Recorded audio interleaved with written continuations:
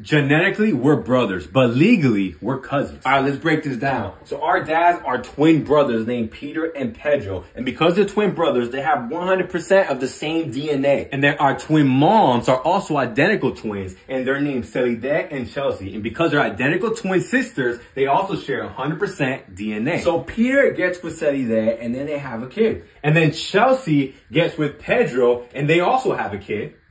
And they name him Peter. And then they name their kid the exact same name, Peter, which is us. And now, yes, they're cousins, but because their parents share the same exact DNA because they're identical twins, it means that they have 50% of the same DNA, which means that genetically, they're actually more brothers than cousins. And who are we talking about? That's us. He's Peter, I'm Peter. So genetically, we're brothers, but legally, we're cousins, making us brother cousins, twin cousins, however y'all want to call us.